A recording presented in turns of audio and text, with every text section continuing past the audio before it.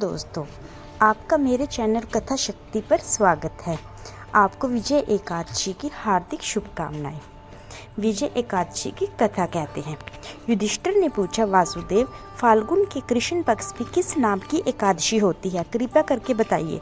भगवान श्री कृष्ण बोले, युधिष्ठिर, एक बार नारद जी ने कमल के आसन पर विराजमान होने वाले ब्रह्मा जी से प्रश्न किया, श्रेष्ठ, फाल्गुन के कृष्ण पक्ष में जो विजया नाम की एकादशी होती है, कृपया उसके पुण्य का वर्णन कीजिए।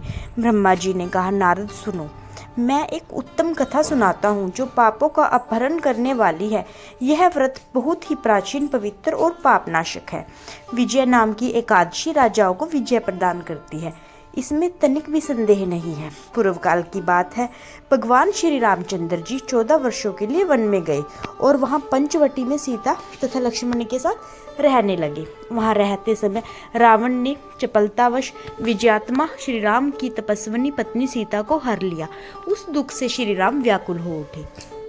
उस समय सीता की खोज करते हुए वे वन में घूमने लगे। कुछ दूर जाने पर उन्हें जटायु मिले, जिनकी आयु समाप्त हो चुकी थी। इसके बाद उन्होंने वन के भीतर कबंध नामक राक्षस का वध किया। फिर सुग्रीव के साथ उनकी मित्रता हुई।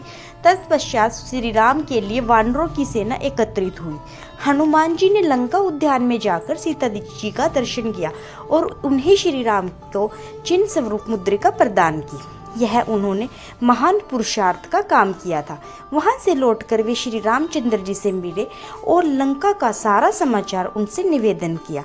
हनुमान जी की याद सुनकर श्री गम ने सुग्रीव को अनुमति ले लंका को प्रस्थान करने का विचार किया और समुद्र के किनारे पहुंचकर उन्होंने लक्ष्मण से कहा, सुमित्रा नंदन, किस पुण्य से इस समुद्र को पार किया जा सकता है? यह अत्यंत अगाध और भयंकर जल जंतुओं से भरा हुआ है। मुझे ऐसा कोई उपाय नहीं दिखाई देता जिससे हम यह पार कर सके। लक्ष्मण बोले, महाराज, आप ही आदिदेव और पुराण पुरुषोत्तम हैं। आपसे क्या छिपा है? यहाँ द्वीप के भीतर बक दालब्य नामक मुनि रहते हैं। यहाँ से आधे योजन की दूरी पर उनका आश्रम है। रघुनंदन, उन प्राचीन मुनीश्वर के पास जाकर उनसे इसका उपाय पूछिए। लक्ष्मण को यह अत्यंत बात सुनकर श्री रामचंद्र जी महामुनि बक दालब्य से मिलने के लिए गए। वहां पहुंचकर उन्होंने मस्तक झुकाकर मुनि को प्रणाम किया। मुनि उनको देखते ही पहचान गए कि ये पुराण पुरुषोत्तम श्री राम है, जो किसी कारणवश मानव शरीर में अवतीर्ण हुए हैं। उनके आने से महर्षि को बड़ी प्रसन्नता हुई। उन्होंने पूछा, श्री राम, आपका कैसे यहाँ आगमन हुआ? श्री राम बोले, ब्राह्मण, आपकी कृपा से राक्षसों सहित लंका जीतने के लिए सेना के साथ समुद्र के किनारे आया हूँ। मुने, अब जिस प्रकार समुद्र पार किया जा सके वह उपाय भी बताइए। मुझ पर कृपा कीजिए। बकदालब्य ने कहा, श्री राम, फाल्गुन के कृष्ण पक्ष में जो विजया नाम की एकादशी होती है, उसका व्रत करने से आपकी विजय होगी। निश्चय ही आप अपनी वानर सेना के साथ समुद्र को पार कर लेंगे। राजन, अब इस व्रत को फलदायक विधि सुनिए। दशमी का दिन आने पर एक कलश स्थापित करें। वह सोने, चांदी, तांबे अथवा मिट्टी का भी हो सकता है।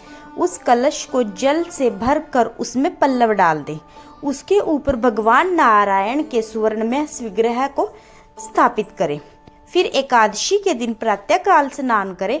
कलश को पुनः स्थिरता पूर्वक स्थापित करें। माला, चंदन, सुपारी तथा नारियल आदि के द्वारा विशेष रूप से उसका पूजन करें। कलश के ऊपर सप्त धान्य और जौ रखें। गंध, धूप, दीप और भांति भांति के नैवेद्य से पूजन करें। कलश के सामने बैठकर वह सारा दिन उत्तम कथा, वार्ता आदि के द्वारा व्यतीत करें तथा रात में भी वहाँ जागरण करें। अखंड व्रत की सिद्धि के लिए घी का दीपक जलाएं। फिर द्वादशी के दिन सूर्योदय होने पर उस कलश को किसी जलाशय के समीप, नदी, झरने या पोखरे के तट पर ले जाकर स्थापित करें और उसकी विधिवत पूजा करके देव प्रतिमा सहित उस कलश को वेदवेता ब्राह्मण के लिए दान कर दें। महाराज, कलश के साथ ही और भी बड़े बड़े दान देने चाहिए। श्री राम, आप अपने युद्धपतियों के साथ इसी विधि से प्रयत्न पूर्वक विजय एकादशी का व्रत कीजिए। इससे आपकी विजय निश्चय ही होगी। धन्यवाद। अगर आपको यह कथा अच्छी लगी है तो कमेंट में ज़रूर बताइएगा और चैनल को सब्सक्राइब करना मत भूलिएगा।